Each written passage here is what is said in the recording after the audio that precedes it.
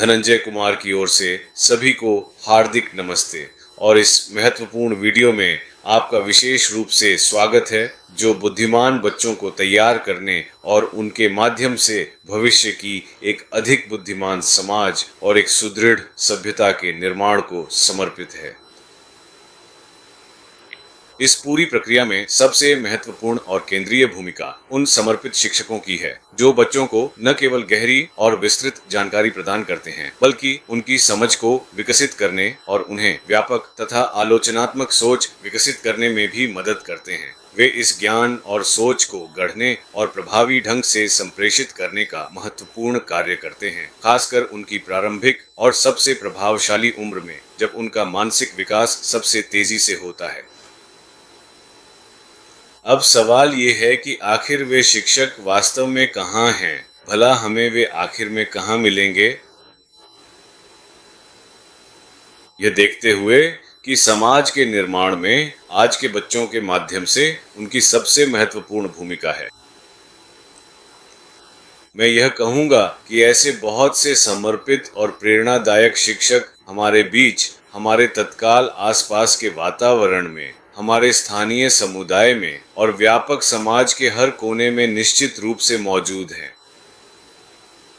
लेकिन हमें उन्हें सक्रिय रूप से ढूंढने, उनसे प्रभावी ढंग से जुड़ने और उनकी हर संभव सहायता करने में अपनी महत्वपूर्ण भूमिका निभानी होगी।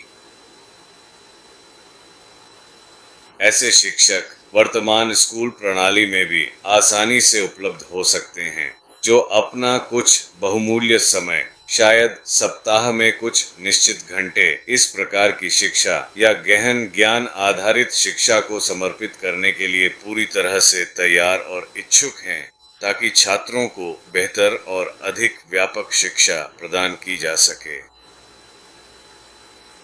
हमारे चारों ओर कई वरिष्ठ पेशेवर, अनुभवी प्रबंधक, कुशल वैज्ञानिक और प्रतिभाशाली इंजीनियर भी हैं, जो अपने अपने क्षेत्रों में महत्वपूर्ण योगदान देते हैं।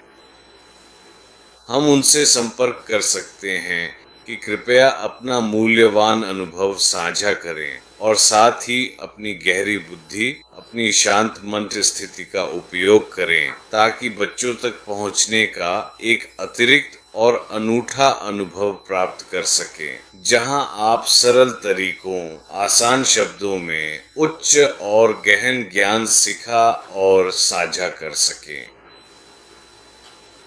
तो बहुत सारी संभावनाएं हैं और यही हम करने की कोशिश कर रहे हैं। हम मौजूदा शिक्षकों, सेवानिवृत्त शिक्षकों, वरिष्ठ पेशेवरों और अन्य व्यक्तियों से सक्रिय रूप से जुड़ने की कोशिश कर रहे हैं, जिनकी शिक्षा प्रणाली में सुधार और उन्नयन में वास्तव में गहरी रुचि है। साथ ही बच्चों के लिए कक्षाओं की एक नई शैली सिखाने में भी, जो उन्हें अधिक प्रभावी ढंग से सीखने में मदद करे और उनके भविष्य को उज्जवल और सफल बनाए। अब कोई यह भी पूछ सकता है कि ऐसे अनुभवी और समर्पित शिक्षक विजडम अबोर्ड जैसे प्रतिष्ठित संस्थान में एक योग्य शिक्षक के रूप में कैसे अपनी पहचान बनाते हैं और इस महत्वपूर्ण भूमिका के लिए कैसे योग्य होते हैं। मैं यह कहूँगा कि कोई भी मानक प्रमाणन कार्यक्रम या शिक्षक प्रशिक्षण के लिए कोई भी मानक पाठ्यक्रम नहीं है, क्योंकि शिक्षक प्रशिक्षण आमतौर पर विषय आधारित होता है। कुछ निश्चित आवश्यक कौशल, न्यूनतम आवश्यक कौशल होते हैं और उन्हें एक स्कूल शिक्षक के रूप में प्रशिक्षित और प्रमाणित किया जाता है। लेकिन जिस तरह की कक्षाओं की शिक्षा की हम कल्पना कर रहे हैं, वह विषय आधारित नहीं है कि आप विज्ञान के शिक्षक हैं, आप कला के शिक्षक हैं, आप संगीत के शिक्षक हैं, आप भाषा के शिक्षक हैं। यह ऐसा नहीं है। हम एक व्यापक, बहुत ही गहन और विस्तृत ज्ञान की कल्पना कर रहे हैं, जो विभिन्न विषयों के बीच अंतर विषयक है और साथ ही विषयों की सीमाओं से परे जाकर अंतः विषयक भी है।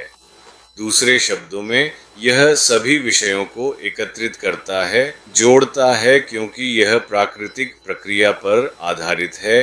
यह समग्र व्यक्तित्व, समग्र शिक्षा पर आधारित है, टुकड़ों टुकड़ों में नहीं।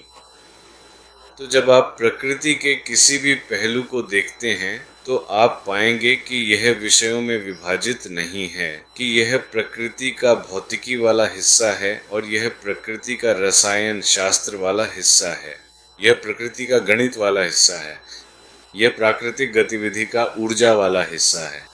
आप पाएंगे कि वे सभी विषय जिन्हें मनुष्यों मानव मस्तिष्क ने विभाजित किया है, अलग अलग किया है, टुकड़ों टुकड़ों में देखा है, वे सब कुछ प्रकृति में एकीकृत हैं।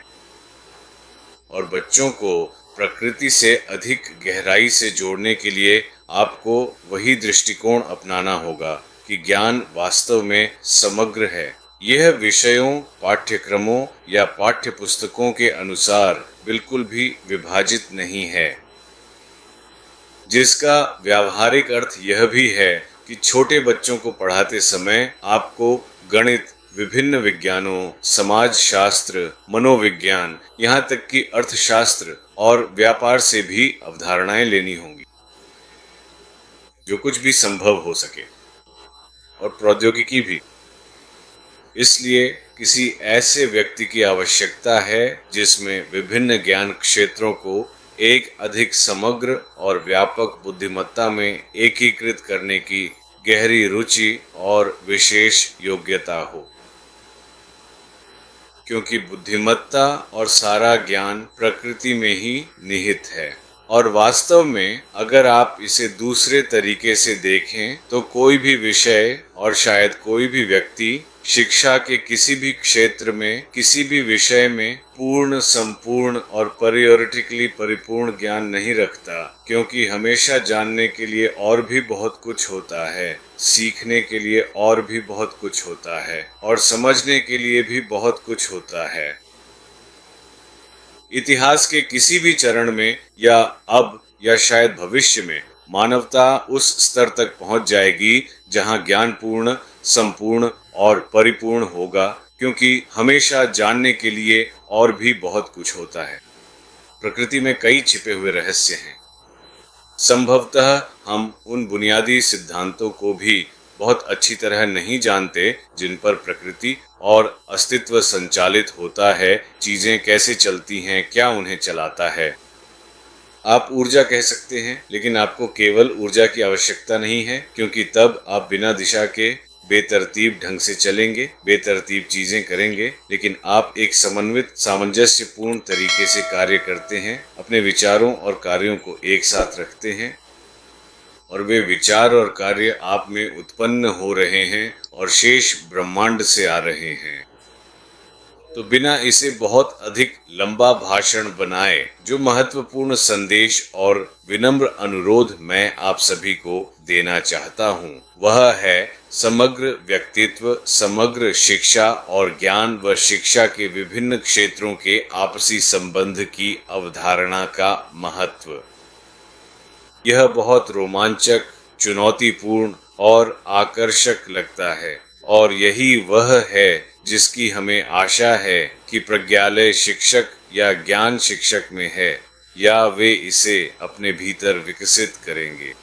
और कुछ अनुभव के बाद निश्चित रूप से कोई यह कह सकता है कि ठीक है, हम उन्हें पहचानते हैं और उनका सम्मान करते हैं एक ज्ञान शिक्षक के रूप में, न कि केवल पाठ्यक्रम शिक्षक के रूप में, और जिनसे हमारा वास्तव में संपर्क है। किसी भी स्तर पर हमें अत्यंत ही प्रसन्नता होगी कि हम उन्हें हमारे बीच एक विशेष और अत्यंत ही महत्वपूर्ण शिक्षक समूह के रूप में मान्यता दें।